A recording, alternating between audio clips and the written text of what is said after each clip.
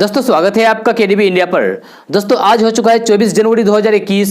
तो आज की देश भर की टॉप न्यूज लेकर आए हैं आपके लिए। दोस्तों इस चैनल पर यानी कि केडीबी इंडिया पर आप पहली बार आए हैं तो फिर चैनल को सब्सक्राइब करके बेल आइकन को भी प्रेस कर दीजिए और साथ में वीडियो को लाइक कीजिए, अपने दोस्तों के साथ शेयर भी कीजिए। तो चलिए दोस्तों स्टार्ट करते हैं आज के देश भर की टॉप न्यूज। दोस्तों पिछले 3 हफ्ते में आटा, चावल, तेल से लेकर चाय पत्ती, प्याज तक के दाम में उछाल देखने को मिला है। जी हां, खुदरा बाजार में इस दौरान केवल आलू, टमाटर और चीनी के भाव गिरे हैं। उपभोक्ता मंत्रालय की वेबसाइट पर दिए गए खुदरा केंद्रों के आंकड़ों के मुताबिक 1 जनवरी 2021 की तुलना में 22 जनवरी 2021 को पैक पाम तेल 160 रुपए से बढ़कर करीब 112 रुपए, सूरजमुखी तेल 132 से बढ़कर 141 और फिर सरसों तेल 140 से बढ़कर 147 रुपए प्रति लीटर पर पहुंच गया है। वनस्पति तेल 5.5% महंगा होकर 105 से 110 रुपए प्रति लीटर पर पहुंच गया है। इस दौरान प्याज की कीमतों में 12% बढ़ी है। 1 जनवरी को प्याज का औसत मूल्य 36 रुपए 46 पैसे किलो था, जबकि अब यह करीब 41 रुपए किलो पर पहुंच चुका है। इस समय टमाटर के रेट में करीब 18% और फिर आलू के भाव में करीब 18% की कमी देखी गई है। यही नहीं, नमक के रेट में करीब 4% का उछाल आया है। वही गुड़ पिछले 3 हफ्ते में 47 रुपए से बढ़कर 48 रुपए किलो पर पहुंच गया है। दोस्तों पश्चिम बंगाल में जैसे जैसे विधानसभा चुनाव के महीने नजदीक आते जा रहे हैं वैसे वैसे राजनीतिक दल अपना अपना दमखम दिखाने की कोशिश कर रहे हैं। प्रधानमंत्री नरेंद्र मोदी के बंगाल दौरे से ठीक पहले कल कोलकाता में नेताजी सुभाष चंद्र बोस की जयंती के मौके पर मुख्यमंत्री और तृणमूल कांग्रेस चीफ ममता बनर्जी ने पैदल मार्च का नेतृत्व किया। साथ ही रैली को संबोधित करने से पहले शंखनाद भी किया। ममता बनर्जी श्याम बाजार से लेकर रेड रोड तक पैदल मार्च की है। इस दौरान उन्होंने बंगाल की राजनीति में मजबूती से उभर रही भारतीय जनता पार्टी यानी कि बीजेपी को अपनी ताकत दिखाने की कोशिश की है। इससे पहले ममता बनर्जी ने शुभेंदु अधिकारी के घर नंदीग्राम से चुनाव लड़ने की घोषणा की और रैली में अपनी ताकत दिखाने की कोशिश की। वही टीएमसी के चुनाव प्रबंधन की जिम्मेवारी संभाल रहे प्रशांत किशोर ने दावा किया था कि बंगाल में भगवा पार्टी यानी कि भारतीय जनता पार्टी धाई के अंक किसी ऊपर नहीं जाएगा। आपको बता दें कि भाजपा यह चुनाव पूरे दमखम के साथ लड़ने की तैयारी कर रही है।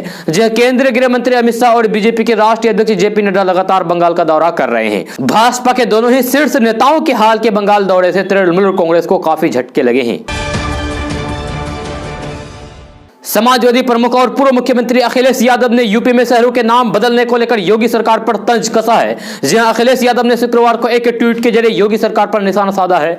अखिलेश यादव ने अपने ट्विटर अकाउंट पर अमरूद की तस्वीर पोस्ट की। इस दौरान उन्होंने पूछा कि क्या इलाहाबादी अमरूद का नाम भी बदल गया है। अखिलेश यादव ने ट्वीट करके सवाल किया है जिसमें लिखा है कि भाई अभी भी सबसे प्रसिद्ध अमरूद इलाहाबादी अमरूद कहलाता है या फिर उसका भी नाम बदलकर प्रयागराज अमरूद हो गया है। आपको बता दें कि यूपी की योगी सरकार ने साल 2017 में सबसे पहले मुगल सराय स्टेशन का नाम बदला था। राज्य सरकार के प्रस्ताव को केंद्र सरकार की मंजूरी मिलने के बाद अगस्त 2018 में मुगल सराय स्टेशन पंडित दीनदयाल उपाध्याय स्टेशन बन गया।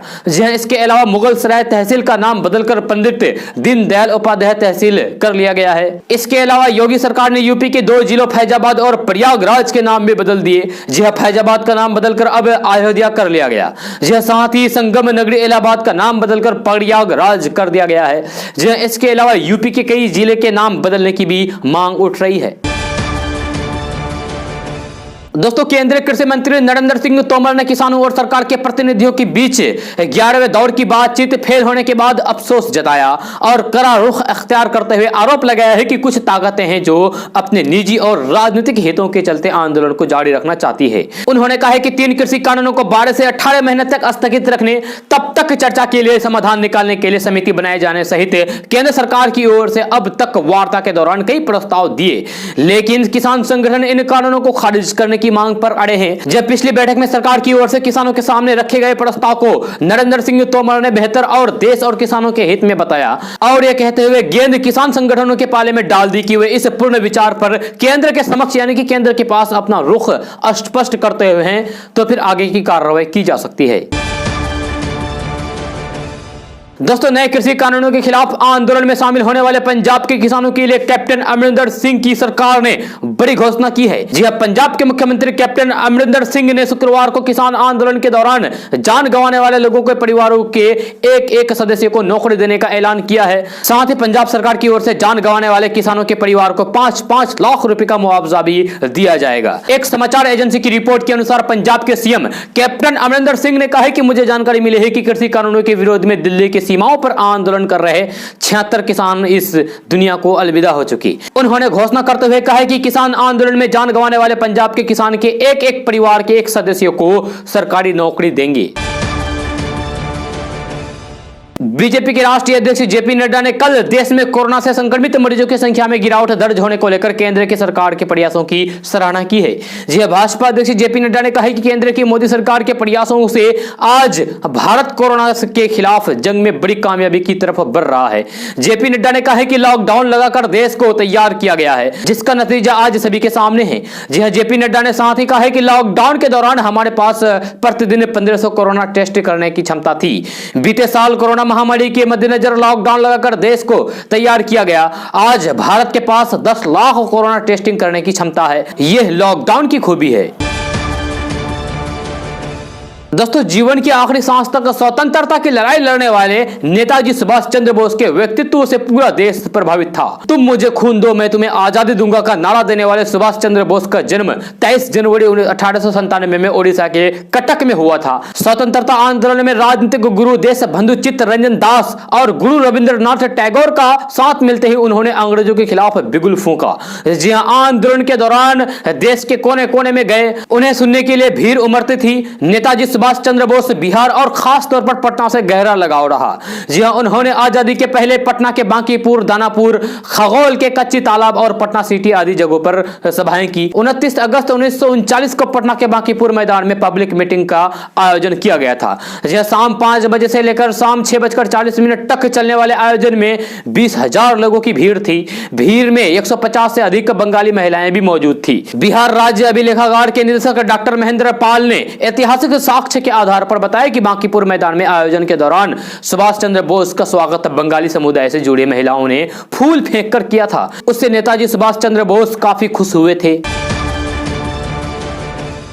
ऑस्ट्रेलिया को उसके घर में करारी शिकस्त देने के बाद टीम इंडिया अपने देश लौट आई है।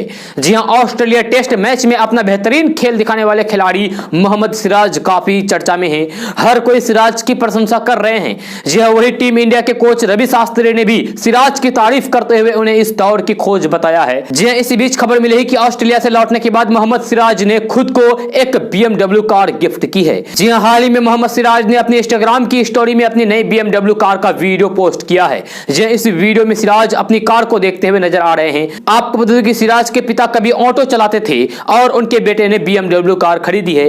हालांकि इस पल को देखने के लिए आज उनके पिता यानी कि सिराज के पिता उनके साथ नहीं हैं। दोस्तों, पश्चिम बंगाल में विधानसभा चुनाव की सरगर्मियां लगातार तेजी हो रही है। जो इसी बीच खबर है कि केंद्रीय चुनाव आयोग जल्द ही राज्य में चुनाव की तारीखों का ऐलान कर सकता है। दरअसल पश्चिम बंगाल में मई में 10वीं और 12वीं कक्षा की बोर्ड परीक्षा होनी है, जिसके चलते विधानसभा चुनाव समय से पहले कराए जा सकते हैं। जी हां, आपको बता दें कि पश्चिम बंगाल विधानसभा चुनाव का कार्यक्रम 30 मई 2021 में खत्म हो रहा है। खबर के मुताबिक चुनाव आयोग ने पश्चिम बंगाल में विधानसभा चुनाव को लेकर तैयारियां भी शुरू कर दी है। इंडिया टुडे की खबर के मुताबिक चुनाव आयोग फरवरी महीने के पहले हफ्ते में ही पश्चिम बंगाल विधानसभा चुनाव की तारीखों का ऐलान कर सकता है। जी, चुनाव आयोग चाहता है कि पश्चिम बंगाल की विधानसभा चुनाव मई में होने वाली 10वीं 12वीं कक्षा की परीक्षाओं से पहले 5 मई तक संपन्न हो जाए। अपनी पश्चिम बंगाल दौरे के दौरान राजनीतिक दलों के साथ अपनी बातचीत में चुनाव आयोग ने उन्हें राज्य में जल्द चुनाव कराने की जानकारी दी है। दोस्तों, तमिलनाडु की विधानसभा चुनाव की तैयारियां सभी पार्टियों ने शुरू कर दी है। इसी कड़ी में कांग्रेस नेता राहुल गांधी ने आज तमिलनाडु की 3 दिवसीय यात्रा पर पहुंचे।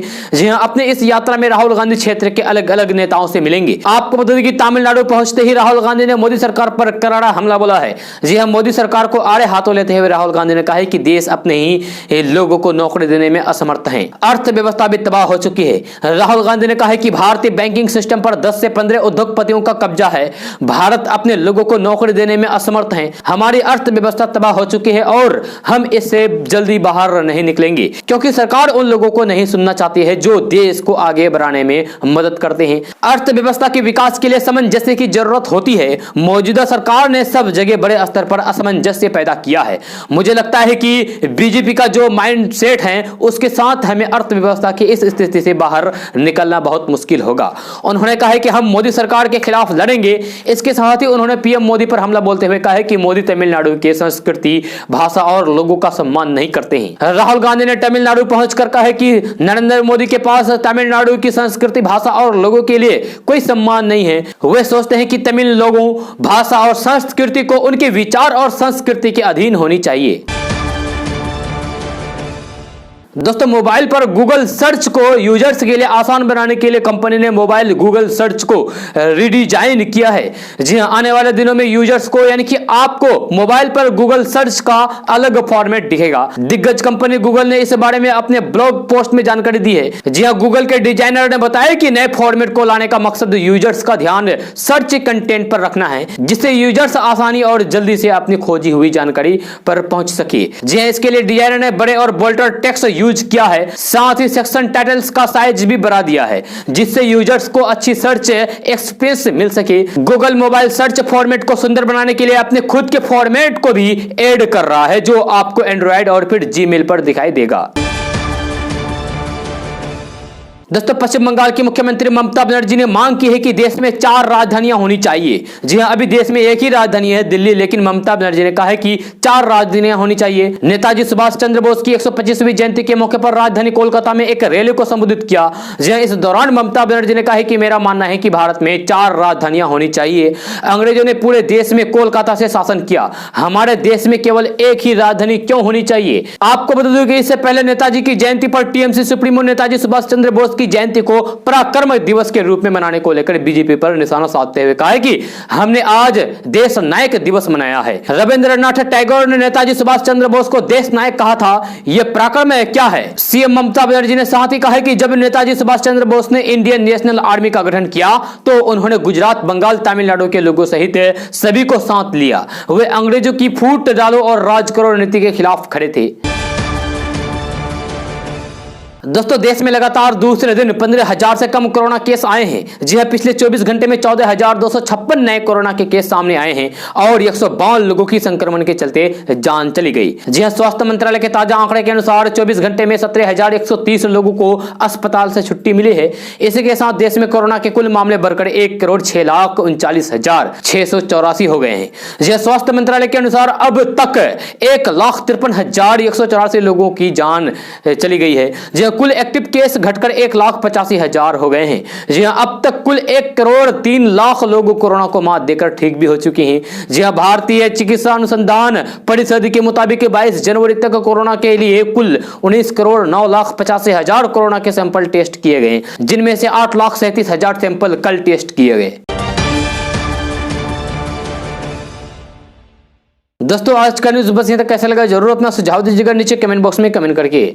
अगर आप नए आए इस चैनल पर तो फिर चैनल को सब्सक्राइब करके बेल आइकन को भी प्रेस कर दीजिए और साथ में वीडियो को लाइक कीजिए, अपने दोस्तों के साथ शेयर भी कीजिए। तो चलिए दोस्तों, फिर मिलते हैं अगले वीडियो में। जय हिंद।